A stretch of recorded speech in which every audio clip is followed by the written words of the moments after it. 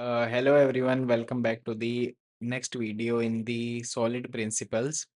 So in the previous video, we seen the single responsibility principle. Okay. In this video, we will see the open closed principle, which is the O on the solid. So without further ado, let's get started with this video and let's open the IntelliJ IDEA.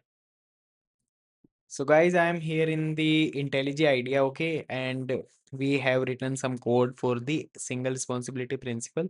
So first of all, let's see what is the open closed principle.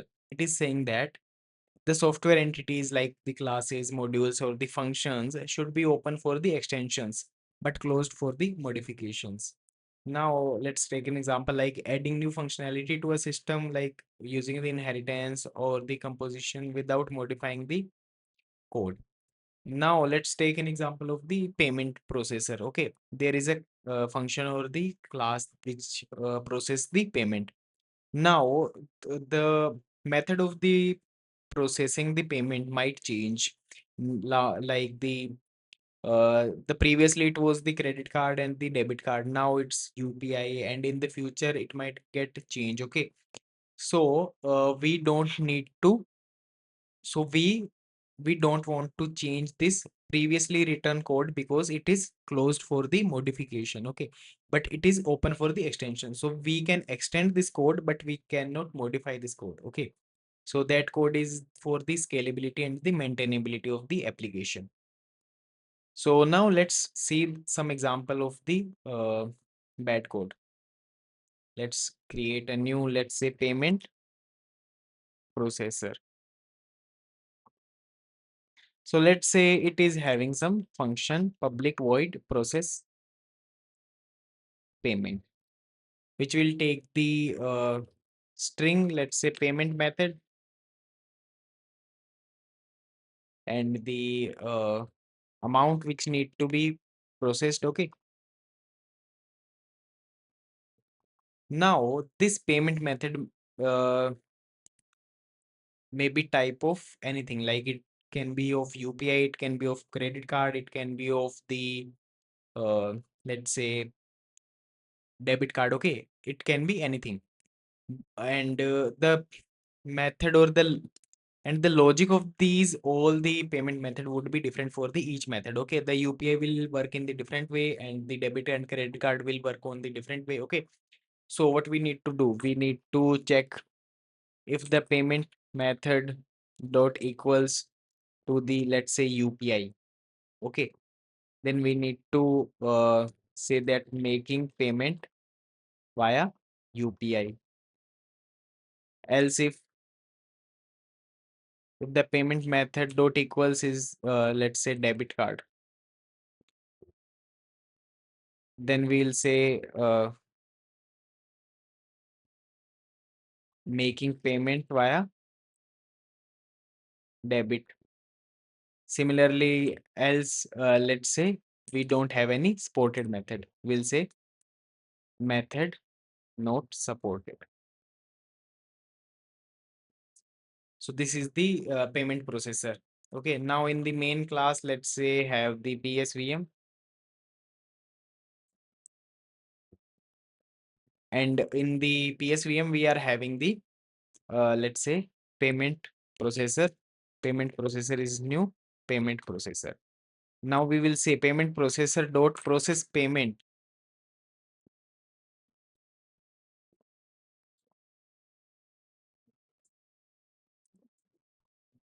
We will say process payment of the via the UPI, and they make the payment of the 12 rupees. Similarly, we will say for the debit card, make the payment of the, let's say, 121. Now let's run this code. Making payment via UPI and debit. Okay, this is the example of the bad code. Now let's take an example. If we are having some, let's say, PayPal or the another payment method, like let's say take an example of the credit card. Okay, now what we need to do, we need to change this payment processor. this payment processor might get used in the another production code or in another application, then they need to change their interfaces and all these things. Okay. So, and also it is violating our the open close principles. So how should we implement this code so that it should not modify the existing code, but we can extend that code. So let's take an example of that. So now let's say in the that one. Now we will say solid dot OCP dot good code dot main class we will have. So now we have seen the bad code. Now let's implement the good code. Okay. So in the good code, we will have the same problem. Now let's take in the example of the payment processor. Pro PROC processor. So in the payment processor, what we will have? We will have the public void process payment. But in this, we will have some additional things. Okay. So how we will solve this problem? We will create one interface. That would be the, let's say, payment method. Let's say payment method. And all the payment method would have their own implementation of the pay. Okay. They will have the own implementation of the function pay, and they will accept the amount. Okay. So we will say if any payment method comes in the future, they should implement this payment method interface. Okay. Now let's take an example of the, let's say we are having credit card as of now, which implements the payment method because it is a payment method. Now we need to implement this method void pay, and we will say making payment via credit card. Um, let's say if the logic of making the payment via credit card might change in the future, then this class would be modified only. No other logic would be modified. Okay, so this is the power of this open closed principle. And in this payment processor, what we will take a payment method. We'll say payment method, and we will, what we will do, we will just simply say payment method dot pay amount, which we need to take from the another main method, right? We'll say double amount. Yes. So here we implemented the process payment. Let's go to the main, and we will say payment processor, new payment processor.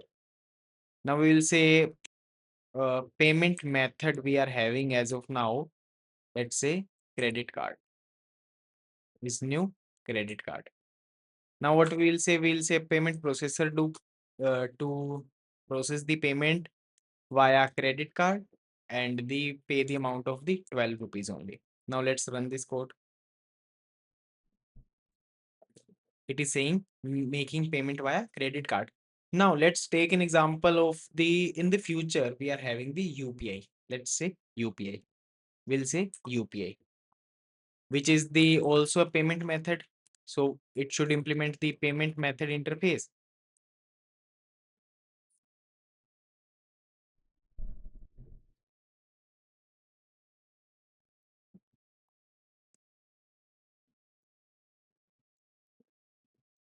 Implement method, and we will say so making payment via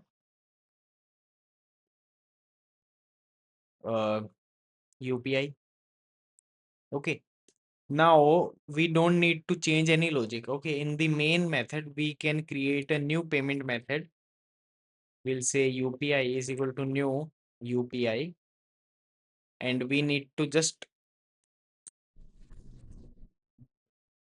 process the payment via UPI only, and amount of, let's say, 12 rupees only. So it will say making payment via credit card, making payment via UPI. So this is an example of the runtime polymorphism because it is deciding the payment method which is coming in the runtime only. Okay. So this is an example of the runtime polymorphism also. So now our code is scalable, maintainable, and easy to extend. Okay. So if in the future new payment method, let's say PayPal comes, okay, what we need to do? We need to implement that method how this would be paying, okay, the amount, and we need to just implement this payment method interface. So that's all for this open closed principle, guys. So I hope you guys loved this video. If you guys loved this video, you can hit the subscribe and the like button, and you can comment below if you have any doubt or you have any suggestions for me. So yeah, thank you so much guys for watching this video. I will see you in the next one.